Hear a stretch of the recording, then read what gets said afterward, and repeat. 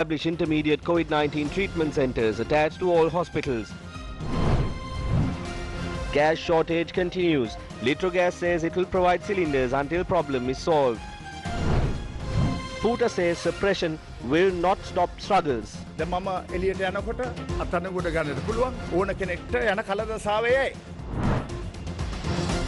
Top story this afternoon. The Ministry of Health states that steps have been taken to establish COVID-19 intermediate treatment centres affiliated to all hospitals.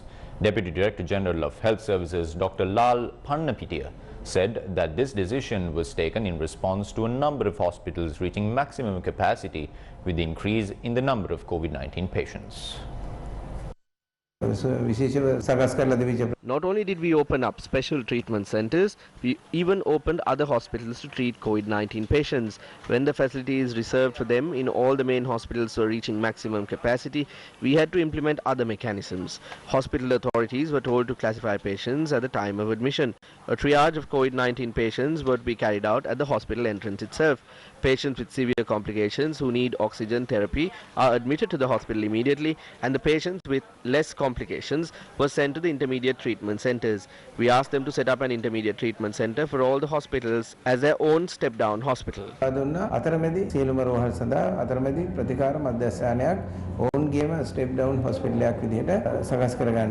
Accordingly, a team of Colombo National Hospital staff will be assigned to a treatment centre which will be set up in a building belonging to the Salvation Army.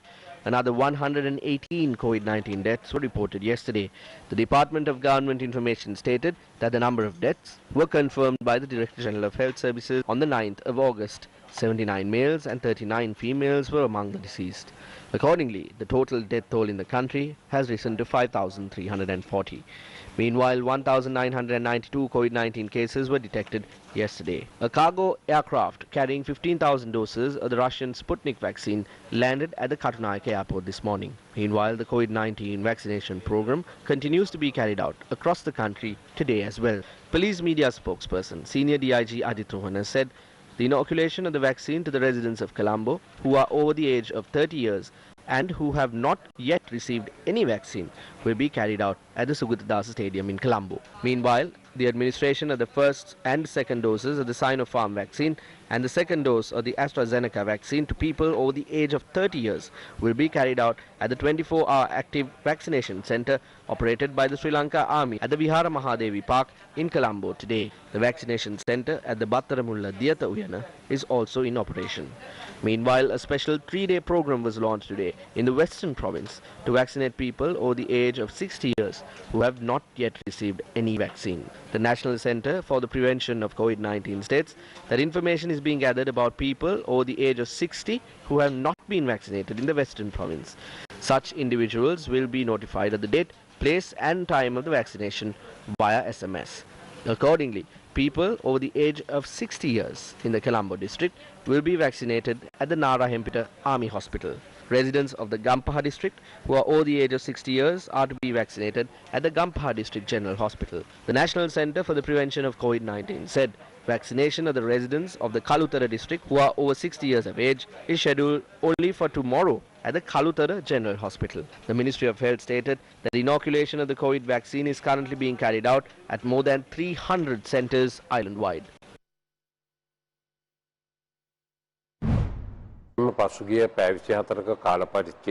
138 people were arrested for violating quarantine rules and regulations within the past 24 hours. A total of 53,942 people have been arrested for violating quarantine regulations to date. Special operations will be carried out in the future as well. 153 people and 73 vehicles they were travelling in were sent back from the entry and exit points of the Western Province for breaching interprovincial travel restrictions. The general public, drivers and conductors should be responsible and follow COVID-19 guidelines while using public transport. A special team will be deployed to enforce these regulations. A press briefing held to apprise the public of Ayurvedic treatment given for COVID-19 was held today. When we talk about Ayurvedic treatment for COVID-19, we saw the manner in which various types of medicines came to the fore. In December last year, we saw medicines like the Dhammika tonic receiving wide publicity, Has the Department of Ayurveda received any additional Ayurvedic medicines like that? And the Dhammika tonic was approved for use as a supplementary food item. Is that approval still valid? එය තාම වළංගුද මේ වෙන විට ඖෂධ 14කට අපි වෙන නිර්දේශන ලබා දීලා As of now, 14 medicines have been given recommendations and legalized. We had given a temporary license to the Ayurvedic medicine you mentioned, but it did not pass the clinical trials. Therefore, we have revoked the temporary license we issued for that Ayurvedic medicine. තියෙන ශක්්‍යතාවයේ සාපල්‍යතාවයේ සම්බන්ධව ඒ නිසා මේ වන විට ඒ ලබා දීලා තිබ්බ తాවකාලික අවසර පත්‍රය අපි අයින් කරගෙන තියෙනවා. Now, it has been decided to bury or cremate the unidentified bodies in mortuaries of the main hospitals in Colombo, which have been there for several years, tomorrow. The Colombo District Secretary clarified the facts in this regard at a press conference held today. There are about 40 unidentified bodies at the National Hospital and about 14 at the Kalubowila Hospital. Some of these bodies have been at these hospitals after COVID and some others have been here since 2017. If a certain body is considered to be an unidentified body, a special permission is required for it to be buried or cremated. That is a judicial process.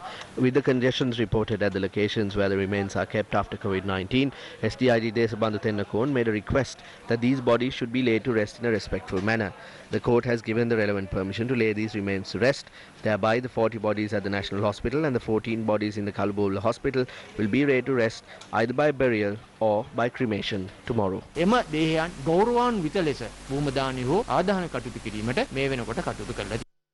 As it was mentioned in your headlines this afternoon, Chairman of Litrogas Lanka Limited, Teshara Jaisinghe, says 100,000 domestic gas cylinders will be available in the market on a daily basis until country has enough gas reserves.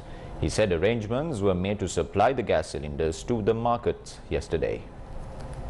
Chairman of Litrogas Lanka Limited, Teshara Jaisinghe, assured the public that Litrogas is in a capacity to fulfill the entire gas requirement of the country and requested the people to avoid worrying about the gas shortage in the country. We hope to supply stocks of 100,000 domestic units per day, at least for the next 10 days. In addition to this, we have been supplying gas cylinders in small sizes to the market as well. The daily requirement of gas cylinders in the country is between 88,000 to 90,000. We have been supplying stocks of gas cylinders beyond that number on a daily basis. So we would like to tell the general public, do not worry about the situation. We can fulfill the entire gas requirement of the country. We are also in the tender process of importing gas cylinders into the country. අපි සතුව පවතිනවා ඒ වගේම විදේශ වලින් ආනයනය කළ යුතු gas සඳහා අපි මේ වන විටත් ඒ අපිට අවශ්‍ය කරන සම්පාදන කටයුතු ප්‍රසම්පාදන කටයුතු කර අවසන්. Newsfirst inquired the local retailers on the gas shortage in the country. People gathered in long queues in the Kurunegala district today to purchase gas cylinders.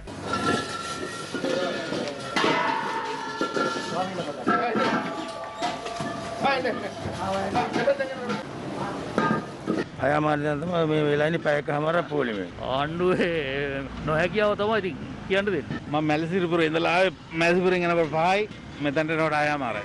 ඒක වගේ පාම් පෝලිං මිරිස් පෝලිං වලට ඉන්න ඒ වගේ ආය පාරක්. මල්ලි මේ මෙහාට මෙතන මෙහාට පිටින් ආවේ.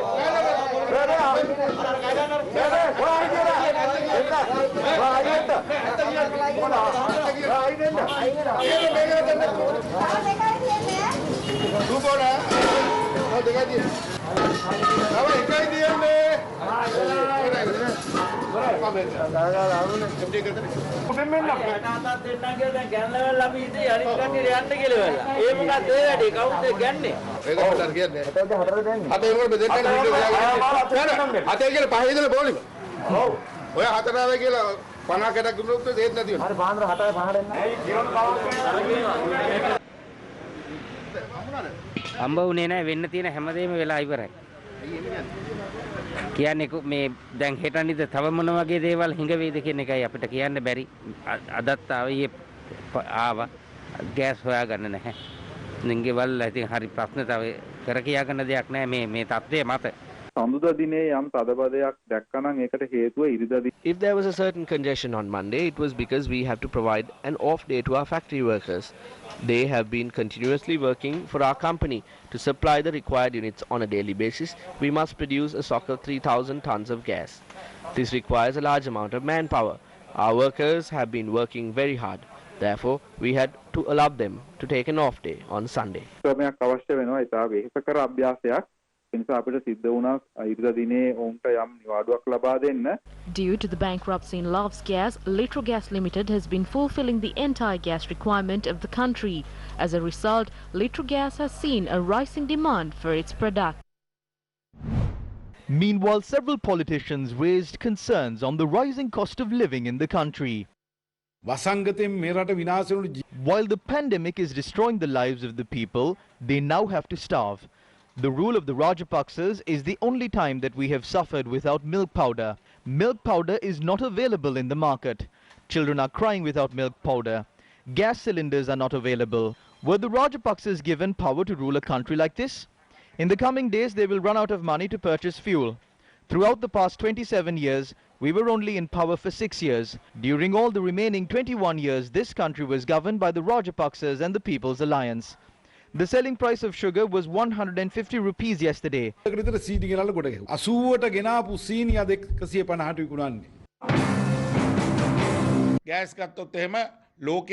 The global prices of gas has increased exponentially. A metric ton that sold at $300 is now selling for $600. For a long period of time, the government did not increase these prices. The government then implemented a proper program to address the efficiency of these institutions in Love's Gas and Litrogas. The government has provided all the support they can. We believe we can hold discussions with Love Gas about the shortage and sort out the issue by the end of this week. අපි හිතනවා දැඩ හිඟයක් පවතින laugh gas සමාගමත් එක්කත් සාකච්ඡා කරලා ඒ හිඟයක් පවතින එකත් මේ සතිය අන්තය වෙනකොට මේ සතිය ඉවරනකොට ඒකත් ඉවර කරගන්න පුළුවන් වෙයි කියලා. ආණ්ඩුව මේ රටේ ආර්ථිකය We know that this government is printing a lot of money to balance the economy of the country. Those are rupees and not dollars. Where are these trillions of rupees that they are printing in the country? Those money must come to the people. According to what they are saying, the prices of goods must decrease due to this situation. The cost of living of the people should reduce as a result of this money printing. But that is not happening. We are suspicious as to if the State Minister of Finance is putting this money into his own pocket. The conference under the theme Suppression of Protests and Democracy was held in Colombo yesterday.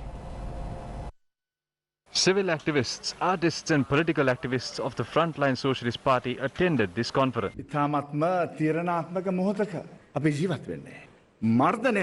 We are at a very decisive juncture as the suppression is continuing to aggravate. Suppression is a completely different concept to democracy. Suppression will take place if our attitude and stance on democracy is weak. If the mentality is not to accommodate diverse opinions, there is no room for a democratic framework in that country. That is very clear. This is the time to rally the people for a democratic process. No matter what political persuasions we have and what arguments we present, we need to rally the people towards a more democratic process. All of us should have a general agreement, and it is timely that we create a movement under the theme Janata Handavenu Napi to stand against militarization, suppression, and the attitude of non-accommodation of contradictory ideas and lawlessness. We need to remind the public that we must work towards this. ඒකට යන පළවිපා ගැන තමුන් හිතලා බලන්නට ඕනේ.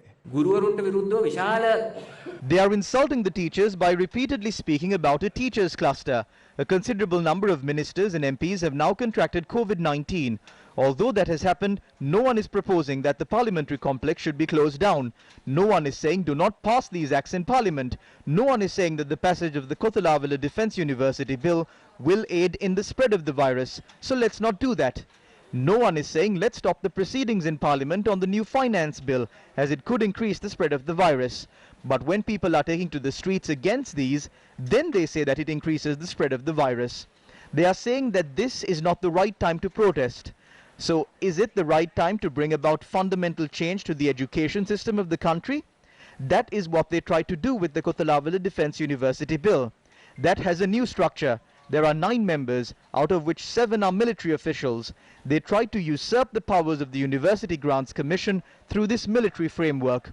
When something like that happens, besides protesting, what else are the students supposed to do? If they really want to stop the people from protesting on the street, they need to solve the issues of the people. It is clear that the government has taken an unwise approach in facing these issues of the people. Onto a developing local story now. Fishermen point out that there is a serious drop in the number of fish due to the algae species found in the Rambakanoe reservoir. Now, Newsfirst constantly reported in the recent past that due to this issue, the water in the Rambakanoe reservoir has been contaminated. The Rambakanoe reservoir is located in close proximity to the Hambehela, Kamaragala, Nilganamanikfella and Malgaha Usa forest reserves. The Rambakanoe, which is a national asset to Sri Lanka due to its vast biodiversity and the historic value, is also believed to be where King Buddhadasa's famous medicine garden or the Osu Uyana was located. Such an invaluable ecosystem is in imminent danger at the moment, and Newsfirst has been keeping a close watch on it for a long period of time. Since the day Rambakanoe reservoir was opened, about 150 families are making ends meet by engaging in fishing activities in the Pollebad, the indigenous community. The fishermen lament that there is a rapid drop in the number of fish in the Rambakanoe due to algae species that have been found in the water. Due to this algae, the water supply that quenched the thirst of about 4,500 people have been hampered. Villagers in the area have faced many difficulties subsequent to the decision to grant a large area of land in Galvalayaya, Rambakanoe to large-scale businessmen. A webinar was held today by the Pathfinder Foundation under the topic of providing science advice to the government. The discussion was attended by Professor Saroj Jayasinghe and Professor Carol Mandal, the Chief International Science Envoy of the Commonwealth and Development Office. The pandemic took off very, very quickly, and it was very difficult to understand. I think many countries were struggling with this, what the nature of the spread was, and whether we had super spreader outbreaks, how the virus was being transmitted. And what was really insightful was the genomics work. And so when we actually gene sequenced, we realised that the virus was seeded across the whole of the UK in the space of just 2 or 3 days in February, early March. And this was really 75% of those genomic lines were imported from travel between our nearest European neighbours in France, Spain and Italy.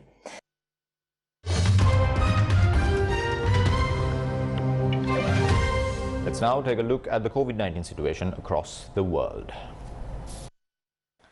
Australia's most populous state has expanded its COVID-19.